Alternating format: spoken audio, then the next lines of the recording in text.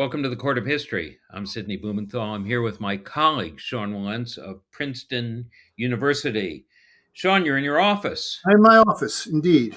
Yeah, Much to do. It's that time of term when I have to be here a lot. But go ahead. that's great. But I'm with Well, you guys now. Go ahead. uh, it continues to be Epstein o'clock, and nothing but votes on Epstein, talk about Epstein. Right. Trump wants to blame everybody but Epstein. He never knew him. And yet somehow he knew about the girls, he says, but he didn't know about the girls. And he was a sick pervert, except he didn't know. But he also wants to blame the Democrats. He's opened Right. an investigation on a number of Democrats. Right. And he has said this is another Russia scam with all arrows pointing to the Right. Democrats. Right. Right. Well, this is for his base, and this is typical, and it's deflect, crooked Hillary, blah blah blah. I mean, we've seen this act a million times before. What's interesting is how he's tried to sidetrack the investigation. I mean, he lost on the vote. He's going to lose on the vote in the House. This is not a good thing for Donald Trump to lose a vote in the House. So what does he? So what does he do? He doesn't want to be a loser. So he deflects and he turns and he says, "Look, I'm all for releasing them," but then he bottles it up in the DOJ. Yeah. And it's not going to get through the Senate anyway. So he's found a way to try to slip and slide. I'm not sure it's going to work on this one, not only because of the publicity that's been given to this thing. I agree with you. I don't think that he's going to be able to tamp this down. And part of the reason is that the Republicans, in an attempt to deflect from the early emails released by the Democrats this week, released some thousands of emails. And foolishly, they did so, and they contain new information. And it's information about people who Trump is not having investigated. And among them is Stephen Bannon, his former senior advisor in the White House and campaign manager in 2016. And he's all over the emails and had a close relationship with Jeffrey Epstein. Right. Now, they go to poor Larry Summers. I mean, I don't want to say poor. I mean, he's done what he's done. We're not saying no position on this, but nevertheless, they go right to him, and somehow Mr. Bannon, who has had many more interactions with Epstein than almost anybody, as far as I can see, he's not investigated. Now it turns out that our friend Nina Burleigh, who writes the essential Substack American Freak Show, has written a brilliant column on her Substack about the Bannon Epstein files. She's been digging into them more than anybody else, and she's turned up all kinds of astounding material. Nina, who is a friend of the court of history and has appeared before, is also an author. She's written the very important book, The Trump Women, and she's a historian. She's written a history of the Smithsonian. Welcome, Nina, to the Court of History. Thank you. I'm always glad to be here. Yeah. So, Nina, what is the relationship of Steve Bannon and Jeffrey Epstein? Well, they were, based on our reading of the emails or the text between them, they were buddies. They started to be buddies. It looks like after most of the texts are after Bannon left the White House and was starting his career as a philosophe of the right in Europe, working with the global right. And they were buddies. You know, Bannon called Epstein grasshopper. If you guys remember the early 70s Kung Fu TV series, where grasshopper is the student of the master. And on his part, Epstein gave Bannon media tips. But that was only the beginning of their relationship. So Epstein was the grasshopper to the master of Bannon here. Yes. He also called him, as you note, brother. Often called him brother. Hey, brother. Yeah, great. Yeah. Hey, brother, I want to put your a poster of you up in my apartment after he came back from a week of frolicking at Paris Fashion Week and shared some obscene reports on his activities there. Yeah. So Epstein writes him, and I'm quoting from your Substack, American Freak Show, which everyone should look at. This email from Epstein to Bannon, November 2018, short notice for jet charter, but can call for tomorrow morning to Paris lunch in Paris, then fly you to wherever. And Bannon replies, "What a life." And you are a pretty good assistant. And Epstein replies, according to your Substack, quote, "Massages not included." That gives you the flavor. Yeah, but also this speedy jet charter, right? That's only one of what we could counted up, dozens of trips and arrangements that Epstein made for Bannon from Yemen to Norway. Hooking up with all kinds of European and Arab leaders, getting him in the room with them, setting up meetings in Abu Dhabi with Gulf sheikhs, and Why was he doing that? Yeah, what was the connection? Well, I guess the connection is Bannon wanted to. Well, I'm not sure what the Arab sheikhs connection is. I mean, clearly, what he was doing in Europe was trying to insinuate himself into the power structure there, and also advance the extreme right wing activities that he was involved in Europe. He was hooked up with these people and trying to spread. He wanted to start the Gladiator School, remember, to help train right wing politicians in, I think, in a monastery in Italy. And so he was working with the European right, with Orban and so on, and Epstein. But Epstein's connections, I'm not quite sure what he was doing with these Arab sheikhs. But one of the one that he met with, actually, Qatari, the Parisian trip that you're referring to, he met with this Qatari sheikh who actually was the owner at one time of the $400 million jet that has now been gifted to our president. Well, do you have any names? I mean, did he meet with Orban on these trips? Did he meet with Nigel Farage or any of those characters? I'm not seeing that in the text that we're looking at. I don't see the name Farage. I do see him talking about Orban, and he definitely was meeting with Orban. But I don't know that Epstein had to set that up for him. No. Bannon had a long-term project of trying to create a fascist international in Europe and tying it into MAGA. And Epstein now becomes his helper and uses his international connections to advance Bannon, who is now giving him media training. Well, interestingly, Epstein is critiquing Bannon's media appearances in some of the texts. It worked both ways. I mean, Epstein was, you kind of see him doing it in the Wolf emails too, where he's sitting there watching them on TV all the time. And they in one of the exchanges, they talk about the Kavanaugh hearings. And Epstein has a lot to say about how he. What does he generally say about the Kavanaugh hearings? This is Brett Kavanaugh's confirmation. Well, I can't repeat it on national TV, but he basically. Well, we're not on national. We're not on national TV. You're on the Court of History. He says I would have answered those senators' questions by saying, "Yeah, I like pussy, don't you?" Yeah, he'd been Kavanaugh. Right. And Bannon. I mean, chuckle. It's all funny. Yeah, and Bannon was approving of that. Yes. They also exchanged emails, as you write, about what was going on in Washington.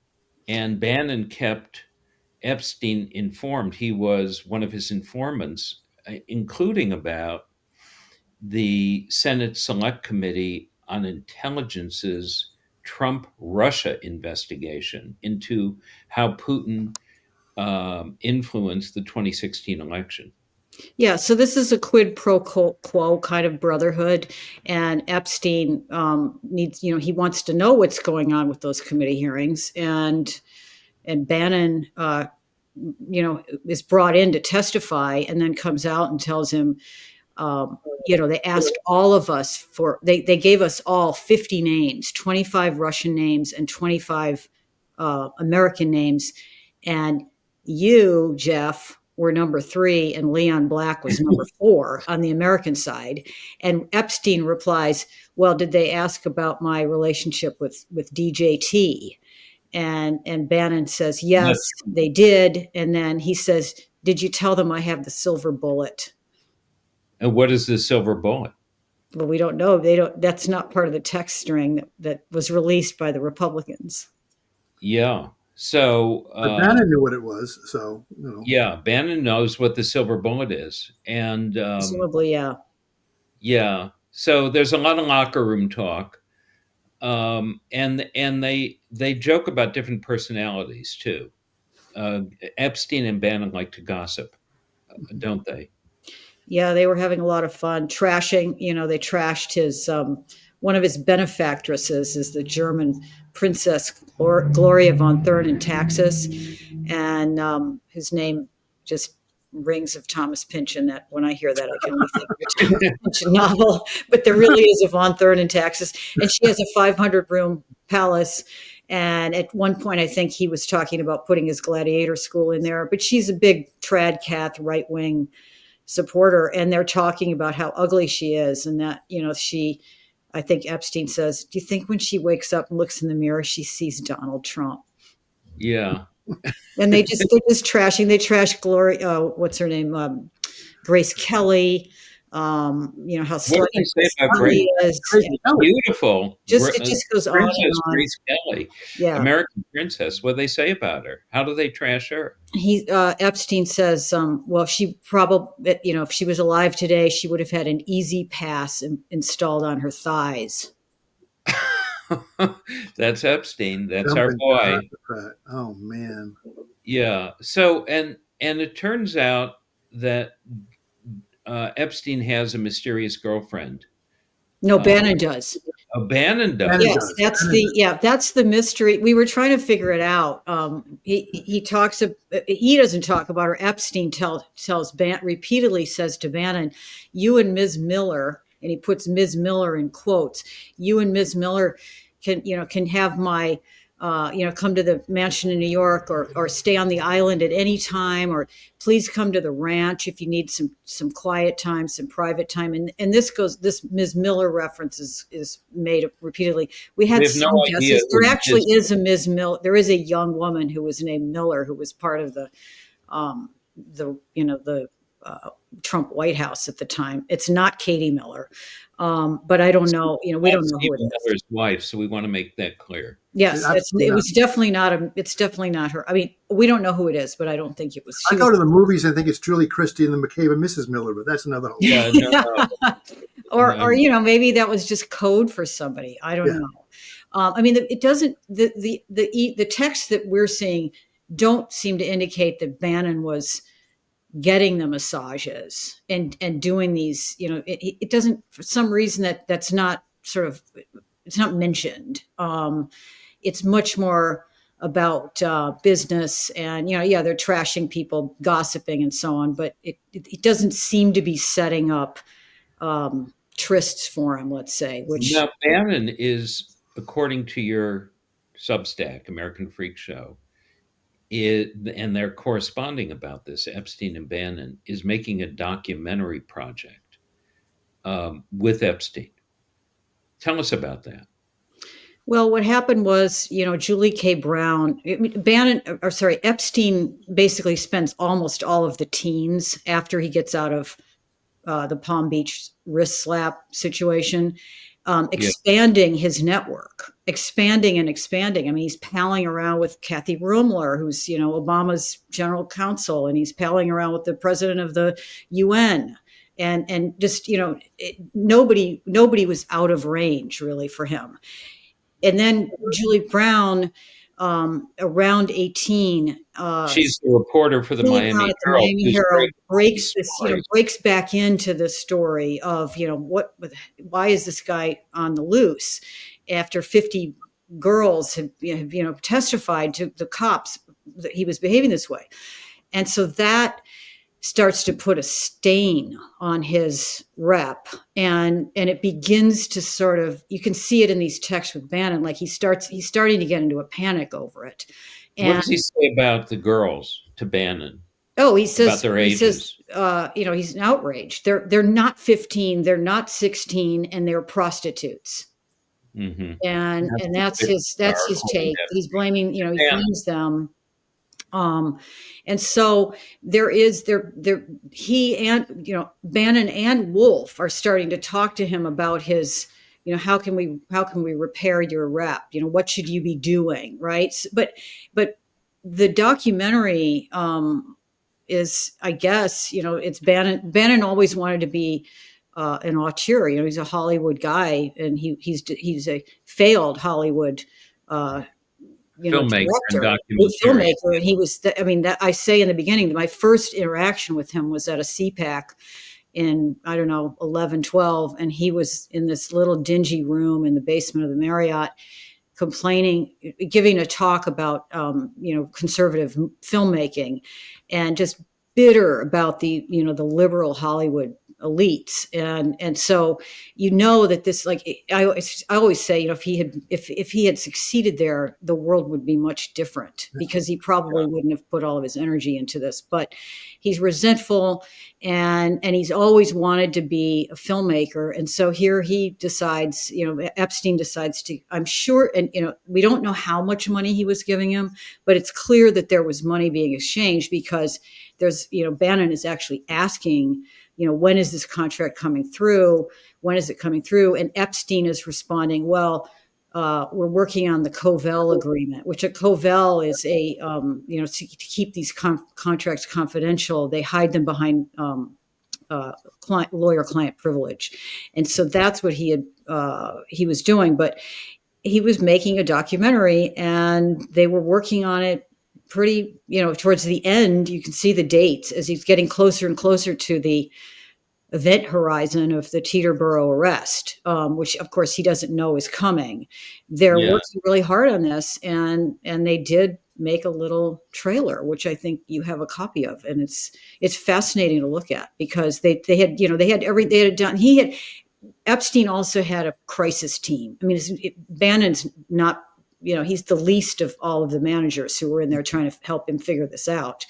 And they had him, you'll see in the trailer, he's a lot whiter. They tried to make him look avuncular or grandfatherly, and he's wearing readers, which you never see him wearing. I mean, so he's not looking threatening. He's attempting not to look threatening. Yeah. And he doesn't. He looks sad, and he looks well, have a look. I made my living from old thinking, but the future is for the way women think.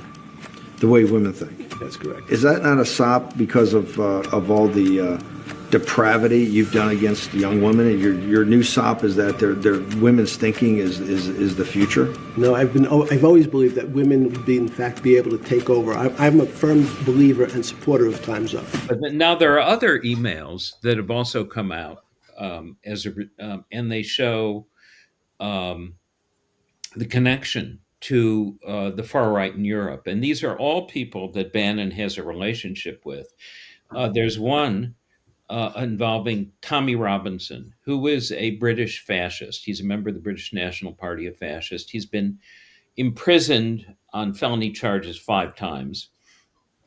And Epstein writes him a congratulatory message on his release from jail in 2018. Tommy Robinson, 2 exclamation points, good work. So if anyone thinks that the Democrats are behind this, like Donald Trump, and then Epstein, who is Jewish, of course, writes Robinson about his getting out of jail, and writes, quote, "Kristallnacht always has the big fire." But it gets more appalling. So it's the midterm elections of 2018, and the Democrats are about to take back control of the House of Representatives, and Epstein invites Tommy Robinson over and says, "Come join us at Auschwitz, opening night special." Hard to get lower than this. I don't know. I mean, what to say, what can you make of that? He grew up in, Coney Island and in Jewish Brooklyn. I don't know what you can say about that, except obviously he's depraved. Yeah. Meanwhile, Epstein is working with Bannon to create this right-wing insurgency in Europe, as well as in the U.S. with Trump. And Epstein tells him, quote, "It's doable," Mhm. according to an email. And he's connecting him to all these people. And he writes him, "If you're going to play here, you'll have to spend time. Europe by remote doesn't work. Lots and lots of FaceTime and hand holding." He writes this in July of 2018, and he starts setting up uh, appointments for him in Europe. And flying him around. And he flies him around and to guide his project. And he sets him up with all sorts of people. And they talk about, and then Epstein boasts to Bannon to others, other billionaire friend Tom Pritzker, who is a Pritzker, but the right wing Pritzker, not JB. governor of Illinois, or Penny Pritzker, who was, Secretary of Commerce under Obama. Says, "Can you believe MBS, who was in the White House with Trump just today, Yeah. with Trump exonerating him on the Khashoggi murder? Oh yeah, things happen. Isn't that what he said? Things happen." He said, You lose your fingers. yeah, and Epstein writes him, "Can you believe MBS sent me a tent, carpets and all?" 1001 Nights, huh? Yeah, right. And and then uh, uh, Epstein is trying to set up meetings involving with all sorts of right-wing figures in Europe, and involving the Russian foreign minister Lavrov. Yeah, and Yeah, there is a lot of Epstein relationships with Russians. I mean, that is clear in other emails, and in the Ehud Barak email hack, where you got 30,000 or more Ehud Barak emails. You can see Epstein working with him to set up meetings with Putin to try to get their surveillance business off the ground and other things. So he was very hooked in with the Russians. Yes, and and connecting and getting them surveillance equipment as well. Yep. There's one email that was just released, and it's an unnamed person, and he texts Epstein and says they're really just trying to take down Trump and doing whatever they can to do that. So and Epstein replies, "It's wild because I am the one able to take him down." Wow. Yes. Yeah. Wow. So, what do we make of that, Nina? Well, I'm not a conspiracy theorist, but I do think that there is something strange about the jail. Yeah. What does Epstein know, and when did he know it? Right. Is the question here. Right. So, Trump suggests, his stories about his relationship with Epstein are like the shifting sands of the Sahara. Yeah, and I mean, one thing that one of the texts that we looked at, Epstein after Bannon testifies, when they're talking about the questions that are coming up in the hearings with the Senate, Epstein asks, "Did they ask about Nick Rebus or Tom Barrack?"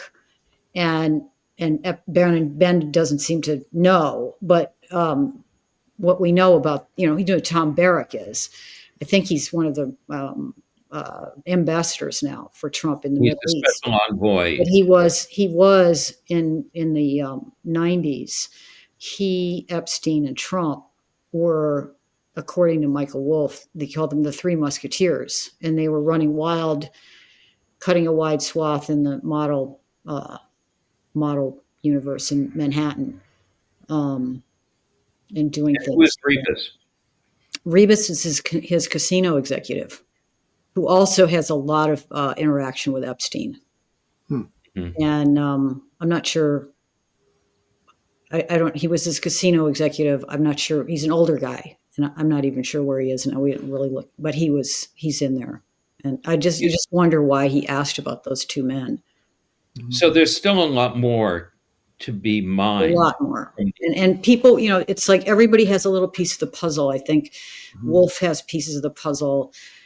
We who look at these, as you said, the dumping of these 20 or 25,000 documents, they're not all, most of them are texts. What we're looking at are texts, but emails, texts, and documents. It's going to take forever to go through them. I mean, a lot of, but putting them in the public domain and then having, I work with Courier News, and one of my colleagues in Washington set up a searchable cache of these. So you can go to it's his website's called Below the Beltway. You can go there and you can look at this, just download the entire or open it, and you can put any word in it, and everything will come up that has that word in it. So, Trump's in there thousands and thousands of times, but you can look up massage, endless amounts of, texts about massages. And it's a terrific. So basically what's happening is all of the DIY conspiracy theorists on the left and the right, public citizens, are pouring through this stuff. Yeah. And they can't undo this. Like that, as you said, it's not going to end.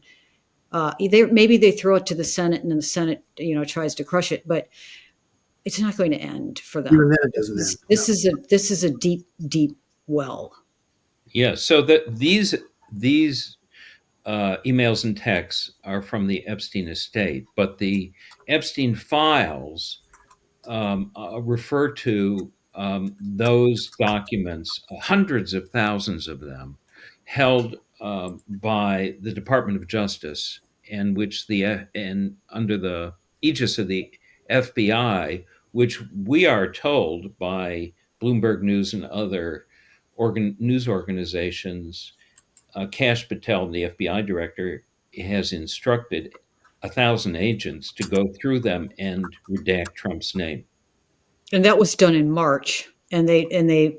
So the question is, what? And we haven't seen any of those, and no, that's what this vote's about. Right. We're talking about a cache that came from the Epstein estate. We don't know if we're ever going to see the stuff in the DOJ. And after you put 1,000 FBI agents on to flag the Trump name on those documents, and they now have a spreadsheet, every page that he's mentioned on, one would think that they might try to segregate that material off. Or, they're sitting there with it, and they're not inclined to release. They might redact also the context in which the name appears. Exactly. Folks, I'm going to have to get going in just a second, because I got a meeting, I'm afraid to say. But another meeting, which I'd much rather be here with you all, but duty calls. Yes. So, Nina, there's much more to discuss, and we will discuss it in the court of history. Please read Nina's full article on American Freak Show on her Substack. Subscribe to Legal AF, and on behalf of my colleague Sean Wilentz and myself, this session of the Court of History is now adjourned. Can't get your fill of Legal AF? Me neither. That's why we formed the Legal AF Substack. Every time we mention something in a hot take, whether it's a court filing or a oral argument, come over to the Substack. You'll find the court filing and the oral argument there, including a daily roundup that I do called, wait for it, Morning AF. What else? All the other contributors from Legal AF are there as well. We got some new reporting. We got interviews. We got ad-free versions of the podcast and hot takes. Where? Legal AF on Substack. Come over now to free subscribe.